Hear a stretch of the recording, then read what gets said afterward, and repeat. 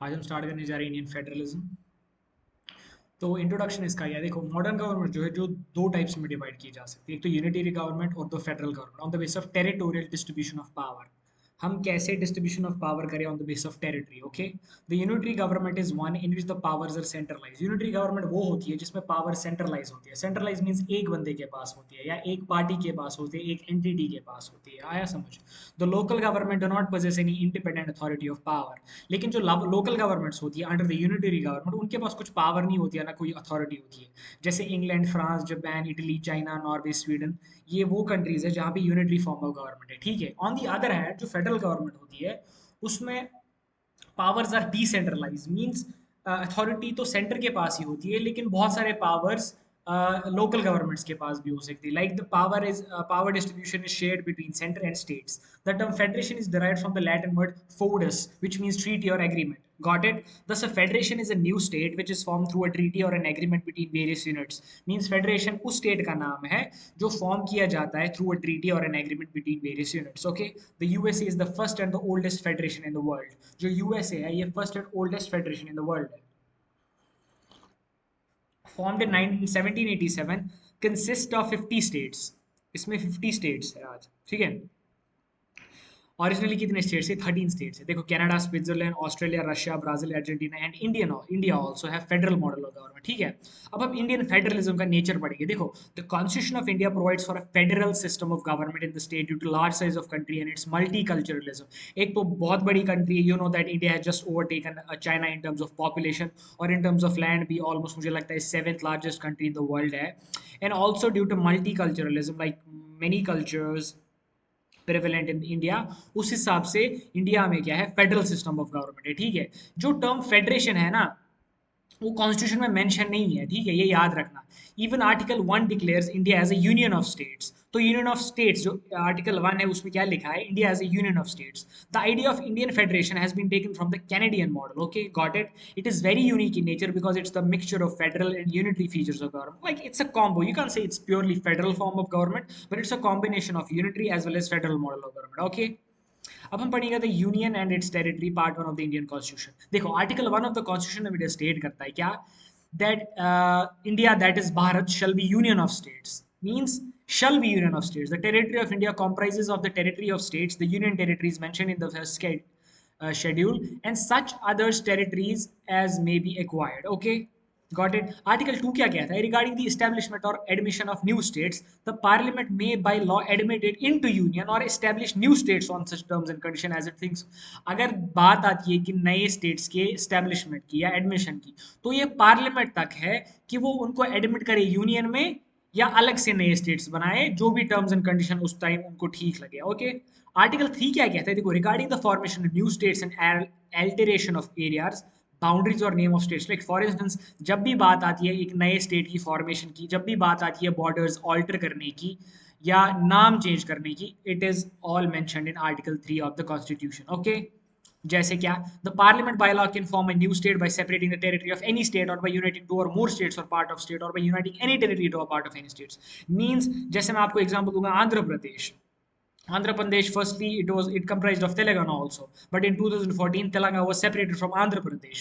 Means due to this law, increase the area of any state, या किसी state के area को बढ़ाना या किसी state के area को घटाना, alter boundaries of any state या किसी की boundaries को alter करना, change करना। ठीक है, Article 3 lays down two important conditions in this regard. क्या क्या? A bill contemplating the above changes can be introduced into the parliament only with the prior recommendation of the president. जब तक recommendation of the president नहीं होगी ना, तब तक ये bill introduce नहीं किया जाएगा parliament में. And before recommending the bill, the president has to refer the same to the state legislature concerned for expressing its views within a specific period. और before recommending the bill, president को क्या करना है? उस same bill को उस same state legislator को refer करना है ताकि वो अपने व्यूज पेश करे within a specified period of time. Got it? Evolution of states and union territories. At the time of independence India had two types of political units. क्या क्या? एक तो ब्रिटिश प्रोविंसेस जो direct rule of British government के under आती थी, और जो प्रिंसली स्टेट्स थी which were under the rule of native princesses but were subject to paramountcy of the British rule. Like eventually who was ruling them? British crown, but they were princely states who were ruled by native princes. Okay, The Indian Independence Act of 1947 created two provides the following three options to the princely state. देखो, जब independence act of 1947 बना ना, उनको जो princely state थे उनको तीन options दिए गए, या तो आप इंडिया ज्वाइन करो, या तो आप पाकिस्तान ज्वाइन करो, या आप इंडिपेंडेंट रहो, ठीक है। At the time of independence there were 552 princely states situated with the geographical boundaries of India. कितनी प्रिंसली स्टेट्स थी? 552।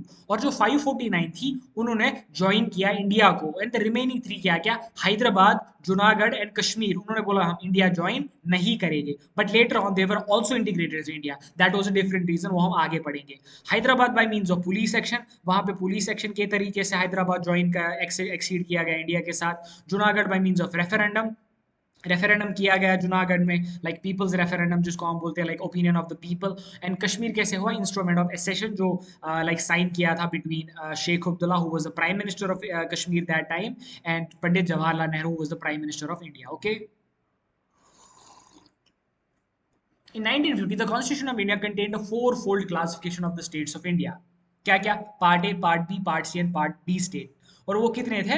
29 थे, ठीक है। तो जैसे part A, part B, part E और पार्ट डी हमने मेंशन किया है, तो आप यहाँ पे पढ़ सकते हो इन द टेबल कि यहाँ पे मेंशन किया गया है पार्ट ए में क्या आता था, लाइक जैसे लाइक इंडियन स्टेट्स और सेंट्रली एडमिनिस्ट्रेटेड एरियाज को डिवीजन किया गया था, ठीक है, on the basis of different parts. तो आप ये देख सकते हो, you can go through the table कि पार्ट ए और पार्ट डी तक कौन कौन सी स्टेट्स आती है, ठीक है।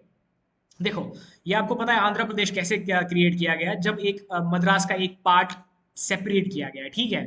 तो Andhra Pradesh was created in that way. This scheme of classification of states can be understood as under, कैसे? देखो, 216 states having a population over 19 million when merged with neighboring provinces। किन के साथ? देखो, जो 216 स्टेट्स थी ना, जिनमें पॉपुलेशन 19 मिलियन से ज्यादा थी, उनको क्या मर्ज किया गया? नेबरिंग प्रोविंसेस के साथ, जो फॉर्मर ब्रिटिश प्रोविंसेस हुआ करती थी, और उनको डेजिग्नेट किया गया पार्ट ए स्टेट्स। और जो 275 स्टेट्स थी, जिनमें ऑलमोस्ट अबाउट 35 मिलियन पॉपुलेशन थी, उनको नए एडमिनिस्ट्रेटिव यूनिट्स बना दिए गए, namely part B of the state union. Some very big states क्या क्या? हैदराबाद, मैसूर, जम्मू एंड कश्मीर, उनको इस कैटेगरी में प्लेस किया गया। 61 states having a population of about 7 million were constituted into Part C states and were declared as centrally administrated areas। और 61 states जिसमें population लगभग 7 million के करीब थी, उनको constitute किया गया Part C में, और उनको declare किया गया कि ये centrally administrated areas है। Got it? The island of Andaman and Nicobar was placed in D of the Indian Union। Got it? अब इनको reorganize किया गया, ठीक है। अब हम वो पढ़ेंगे, how was reorganization of states done।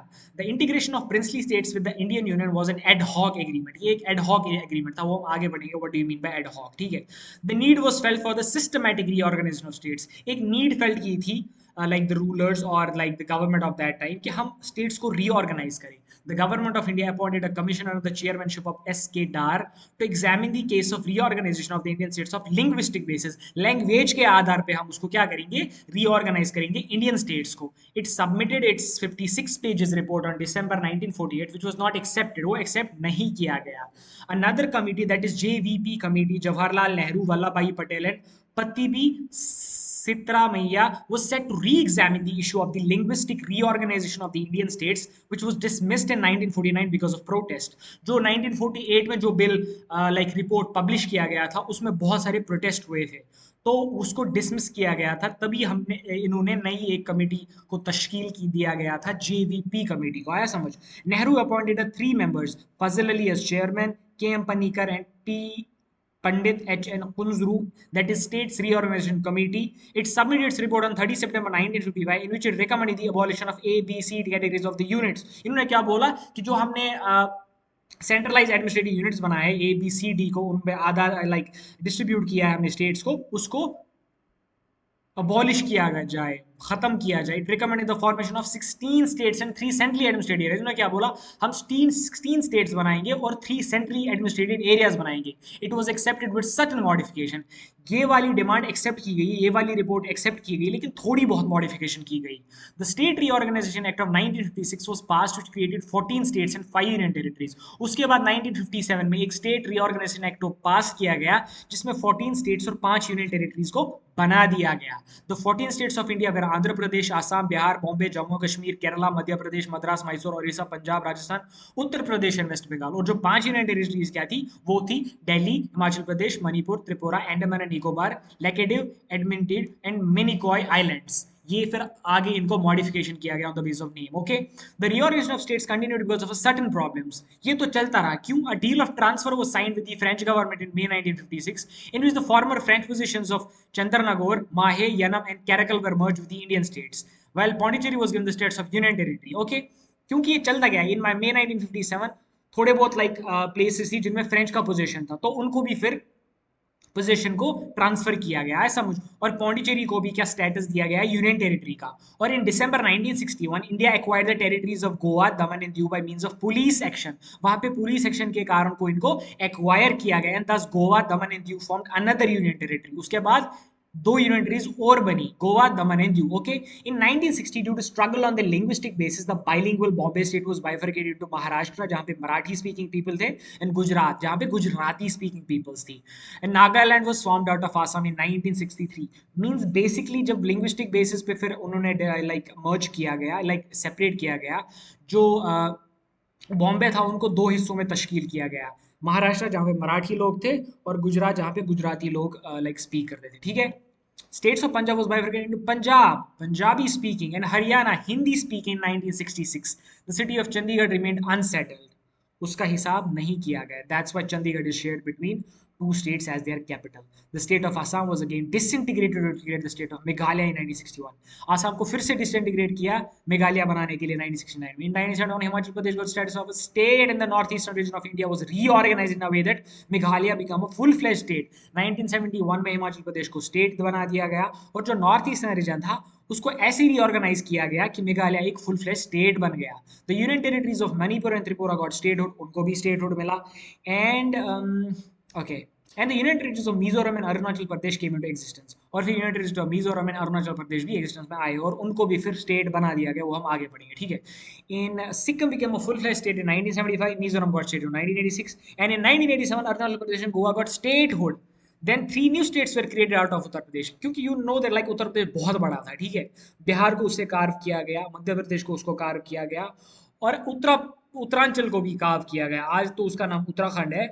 And Jharkhand Bihar से निकाला गया, छत्तीसगढ़ एमपी से निकाला गया। सो ऑन 1 जून 2014 तेलंगाना को कार्व किया गया from Andhra Pradesh, so it became 29th state of Indian union. Okay, और आज अगर हम देखें, now Indian union of states consist of only 28 states and 8 union territories because Jammu and Kashmir is also a union territory. Got it? तो ये table आप देख लेना, इनकी कैपिटल और यूनियन टेरिटरी का नाम दिया गया। अब हम फेडरल फीचर्स पढ़िए इंडियन कॉन्स्टिट्यूशन के। ठीक है, क्या क्या कैरेक्टरिस्टिक्स है इसके, देखो। पहला ही क्या है? Most comprehensive, lengthiest, detailed and written constitution. और जो ये इंडियन कॉन्स्टिट्यूशन है, it is the most comprehensive, lengthiest, detailed and written constitution of the world. एक तो इसमें प्रीएम्बल है, 465 आर्टिकल्स हैं, और इनको डिवाइड किया गया है 25 पार्ट्स और 12 स्केड्यूल्स में। ठीक है, it provides specific and details information about the structure, organisational setup, powers and functions of both central and state government so that misunderstanding, misinterpretation and disagreements between the two must be avoided। सिर्फ इसी तरीके से इसको ऐसे design किया गया ताकि ना कोई मिसअंडरस्टैंडिंग हो between central and state governments, ना कोई मिसइंटरप्रिटेशन हो और ना कोई डिसएग्रीमेंट हो बीच में इनके। ठीक है, ड्यूअल पॉलिटी क्या होता है? The constitution provides dual polity means two sets of government, एक तो सेंटर में और स्टेट में। डिवीजन ऑफ पावर्स भी आपको पता है, देखो यूनियन लिस्ट भी है और स्टेट लिस्ट भी है। ठीक है, जैसे यूनियन लिस्ट में वो चीजें आती है जो नेशनल इंपॉर्टेंस की होती है, जैसे defence, currency, foreign affairs, war and peace, railway, shipping. और स्टेट लिस्ट में वो चीजें आती है जिसमें लोकल इंपॉर्टेंस होती है, जैसे public order, police, presence, public health, forest, agriculture, local government. और आपको ये याद रखना पड़ेगा, जैसे दिल्ली यूनियन टेरिटरी है ना, लेकिन जो वहाँ का पुलिस है ना, it comes under union list. Okay, क्योंकि मुझे लगता है यूनियन टेरिटरीज का लाइक जो भी लाइक पुलिस होता है या पब्लिक ऑर्डर है, that comes directly under the union list.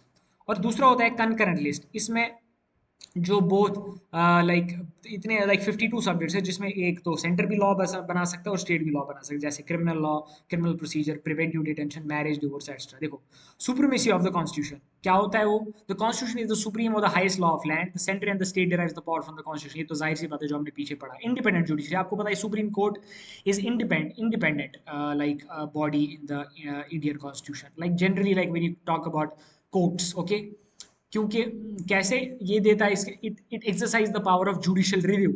आया समझ? एंड ऑल्सो जब भी सेंटर और स्टेट्स के बीच में कुछ डिस्प्यूट्स होते हैं तो उसको सेटल कर सकता है। ठीक है, रिजिड कॉन्स्टिट्यूशन क्यों है? The Indian constitution has certain rigid provisions for its amendment, मुश्किल से अमेंड करना है, ठीक है। This provisions are linked with the federal structures, इसमें फेडरल स्ट्रक्चर से लिंक किया गया है इनको, such as centre state relationship.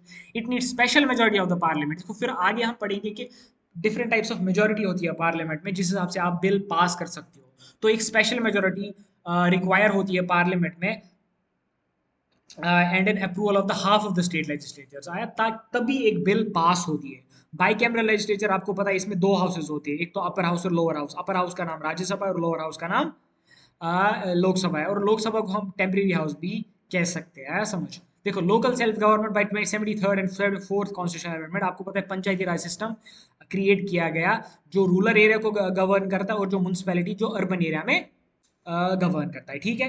देखो, यूनिटरी फीचर्स ऑफ कॉन्स्टिट्यूशन क्या है? In spite of the federal features, the constitution also provides the following unitary features. क्या क्या? वेरी स्ट्रॉन्ग सेंटर है। रुको एक मिनट, 53 52, हाँ, वेरी स्ट्रॉन्ग सेंटर। क्या? The distribution of powers in the favours of the centre.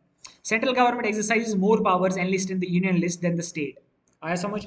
तो centre के पास ज्यादा पावर है as compare to state governments. Okay, moreover if there is a conflict over the concurrent to make laws, the centre has authority over the concurrent list. और eventually जब बात आती है कि लाइक अगर कुछ conflict over the concurrent to make the laws, तो centre has more authority on the concurrent list then the state. Okay, तो यहाँ से आप इन्होंने लाइक ये ड्रॉ किया है ये चार्ट को, तो आप ये देख सकते हो फेडरल फीचर्स और यूनियन फीचर्स क्या क्या है, ठीक है। इससे आपको थोड़ा बहुत आइडिया मिलेगा कि कैसे याद करना है। तो moving on, second is single constitution. आपको पता है there is only one constitution for both centre and states except J and K, लेकिन ये रिव्यू नहीं हुए ये वाली किताब। तो आपको पता है लाइक 370 अबॉलिश के बाद like there is only one constitution in whole of the India. Okay, इसको स्पेशल स्टेटस दिया गया था, but that had been abolished on August 5 2019। Okay, single citizenship है क्या? People of India respective of the state in which the born और reside enjoy the single that's Indian citizenship. Like state wise citizenship नहीं है कि हरियाणा की अलग है, दिल्ली की अलग है, कश्मीरी की अलग है, सबको इंडियन सिटीजनशिप का ये दिया गया है। फ्लेक्सिबल कॉन्स्टिट्यूशन, आपको पता है most of the constitution can be amended by the parliament through simple majority और स्पेशल मेजॉरिटी। तो मींस लाइक फ्लेक्सिबल है, हाँ, आया समझ? लाइक क्योंकि जब भी कभी नीड अराइज होती है तो with the help of special majority और द स्पेशल फ्लेक्सिबल मेजॉरिटी आप लाइक लॉज को अमेंड कर सकते हो। Unequal representation of the state in the Rajya Sabha. देखो, द स्टेट्स जो है ना, उनको इक्वल रिप्रेजेंटेशन नहीं मिलती है राज्यसभा में। राज्यसभा में कैसे रिप्रेजेंटेशन मिलती है? On the basis of population, ठीक है। तो ये आप बोल सकते हो it is one of the flaw of Rajya Sabha, और it is one of the flaw when it comes to like upper house of the parliament. Single integrated judicial system, आपको पता है लाइक स्टेट कोर्ट्स होते हैं स्टेट्स में, और centre में क्या है? Supreme court. आया समझ? तो एक सिंगल इंटीग्रेटेड जुडिशल सिस्टम है। Emergency provisions of the Constitution. The Constitution gives three kind of emergency: national, state, and financial emergency. The central government becomes all powerful during the emergency. जिस time emergency declare होती है, आपको पता है उस time सारे fundamental rights seize हो जाते हैं और सेंट्रल गवर्नमेंट बहुत ज़्यादा पावरफुल बन जाती है। स्टेट गवर्नमेंट्स भी ऑलमोस्ट लाइक पावरलेस हो जाती है उस टाइम। तो जो भी federal structure of the country है वो कन्वर्ट होता है यूनिटरी फॉर्म ऑफ गवर्नमेंट में। तो सेंटर उस टाइम एम्पावर्ड होती है कि वो लॉज में ये बनाए even on the state list also.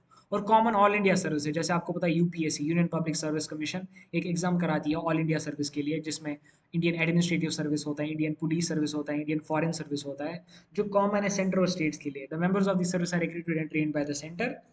These services violate the principles of federation, ठीक है। कॉमन ऑडिट सिस्टम क्या है? देखो, फेडरेशन के सिस्टम को क्यों वायलेट करती है? क्योंकि they are same, like they are common for both and centre. ये नहीं कि सेंटर के लिए अलग और स्टेट्स के लिए अलग है, ठीक है। क्योंकि अगर कोई ऑफिसर रिक्रूट होता है तो उसे स्टेट में भी भेजा जा सकता है काम करने के लिए, ठीक है, और सेंटर में भी काम कर सकता है। कॉमन ऑडिट सिस्टम क्या है? The comptroller and auditor general of India, आपको पता है कि ये बहुत इंपॉर्टेंट बॉडी होती है, एक इंपॉर्टेंट पोजिशन होती है, which checks the accounts of the central government and the state governments, ठीक है। कॉमन इलेक्शन मशीनरी क्या है? आपको पता है इलेक्शन कमीशन एक बहुत बड़ी बॉडी है इंडिया में जो इलेक्शंस कंडक्ट करवाता है, सेंटर में भी और स्टेट्स में भी। तो this body is constituted by the president and the states have no role in this process. इसको बस प्रेसिडेंट देख पाता है लाइक कैसे ये बॉडी को लाइक कंस्टिट्यूट करना है, और स्टेट्स का कोई इन्फ्लुएंस नहीं होता इस बॉडी पे, ठीक है। उसके बाद centralise planning commission.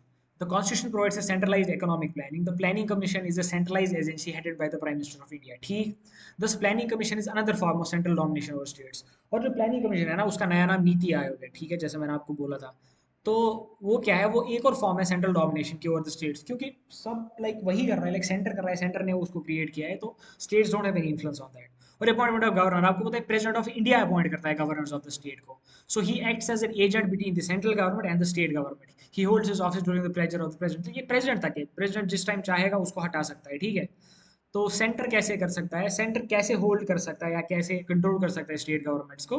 Through governor. और आपको पता है like there is always a tussle between governor and अगर वो दूसरी पार्टी का चीफ मिनिस्टर होगा. Powers of governor, the governor is empowered to reserve certain types of bills passed by the state legislature for the constitution. इसको बहुत मतलब उतने भी ज्यादा पावर नहीं है, लेकिन एटलीस्ट ये पावर है कि वो एक सर्टेन टाइप्स ऑफ बिल्स को रिजर्व कर सकता है जो स्टेट लेजिस्लेचर ने पास किए. The president of the India enjoys absolute veto power और state bills by withholding the bill for twice. और जो प्रेसिडेंट है ना वो दो बार बिल को विदहोल्ड कर सकता है, ठीक है. तो उसको एक वीटो पावर दिया गया है, बट इवेंचुअली उसको फिर पास ही करना होता है लाइक बिकॉज लाइक वो कब तक होल्ड विदहोल्ड करेगा. Power to issue directions to the state, the centre has the right to issue directions to the state. Example under article 256. देखो सेंटर कभी भी स्टेट को डायरेक्शंस इशू कर सकता है अंडर आर्टिकल 256, ठीक है. तो this was the structure and the foundations. हाँ, मुझे लगता है this is enough for one lecture. I think we can complete it in the second lecture most probably tomorrow. उसके बाद हम स्ट्रक्चर वगैरह पढ़ेंगे. तो अभी like the homework for you is now कि you had like unitary features of government and also you had write federal features of the government अच्छे से, ठीक है. सारे पॉइंट्स को अच्छे से डिफाइन करना, लाइक अच्छे से लाइक वो लाइक आंसर को ऐसे लाइक फ्रेम करना है कि like it should be like a real answer. Okay. Yeah, you can like it's not like आप सारा कॉपी करो, you can take the idea from it and then try to write in your own words. Okay. Okay then, see you tomorrow.